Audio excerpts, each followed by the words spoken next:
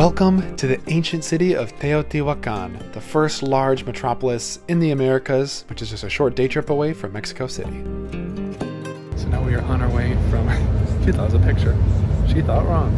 We are going to Teotihuacan, which are these really cool temples and ruins, a little bit northeast of Mexico City. It's a really cool thing to do, cool day trip.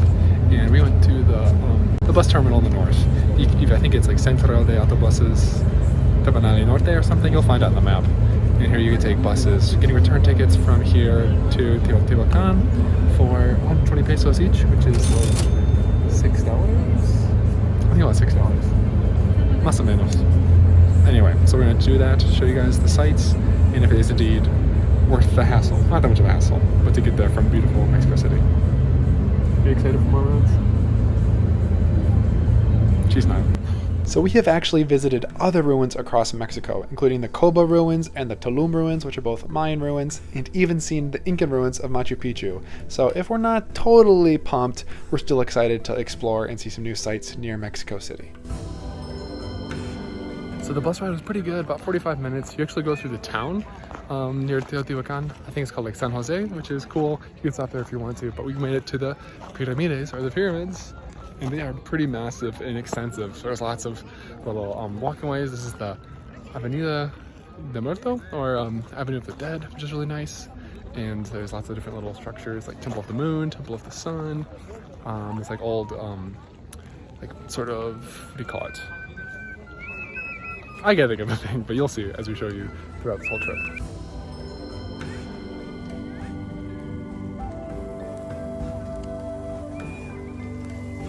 Pretty steep. So the first major site that caught our eye is of course the Pyramid of the Sun, which is a massive pyramid. I'll include maps and locations so you get an idea of where these different sites are in Teotihuacan, but the Pyramid of the Sun is the second tallest pyramid in Teotihuacan. It's 140 feet tall, and historians believe that it may have been used for praying because there was maybe an altar at the top of the pyramid. But throughout the area we could see people selling different goods, mostly including these whistles that have an uncanny noise. So a really cool thing you can do here at Teotihuacan is you can actually go to a museum, which we did like over that way, I guess you could say, and it tells you some interesting and relevant information that you might want to know without booking a tour guide, and I can relay some of that to you. So these pyramids, or the city itself of Teotihuacan, is pre-Aztec. It was, you know, what's the word, established like near 400 AD, roughly. So it's been around for a long time. And there's pyramids of the sun, pyramids of the moon. You have this old citadel, which we're gonna check out, which is like the citadel of the, or temple of the Feathered Serpent. And what is that? Is there wildlife around me? Oh no, just one of many people blowing the whistles. So although the whistles are cool, they quickly become really annoying and kind of give you a headache. So let's escape to the museum where we can study some really cool artifacts back from Teotihuacan's history, including some skeletal remains, which are a little bit unsettling. And here we can see some things that might have to do with the Temple of the Feathered Serpent. Hint, hint.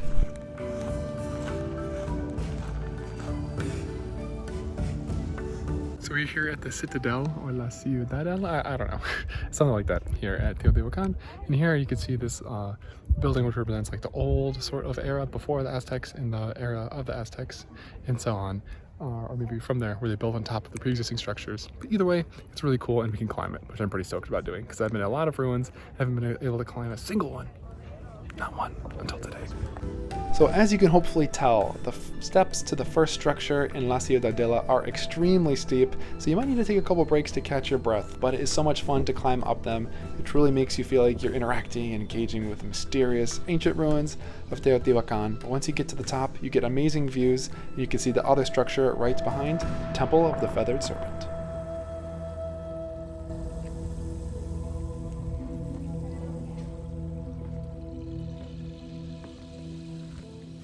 So right now we got front view seats at this beautiful old temple of the Feathered Serpent. I'm gonna try and say it in Spanish or Aztec, whatever the specific dialect is, but really cool to see. And we got a little bit of shade, especially for those of us that are vertically blessed.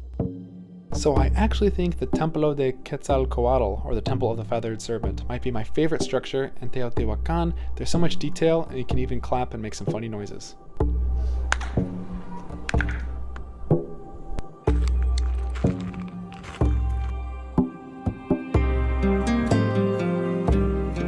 So now we are making our way back over to the Avenida de Muerto, past the Pyramid of the Sun, to visit its sister or brethren, I guess you could call it. I don't know if that's actually the case, but that's how I think about it, which is the Pyramid of the Moon, or Pirámide de la Luna, which is the largest pyramid at Teotihuacan at 100 feet tall. I believe you used to be able to climb it, but we could not, unfortunately, but it was a great way to end our time at Teotihuacan, taking in views of the biggest structure.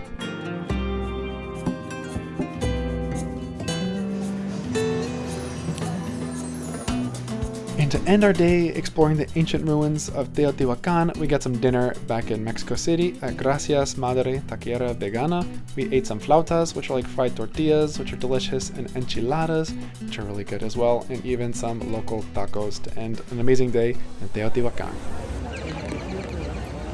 This might be one of the busiest streets I've ever walked down.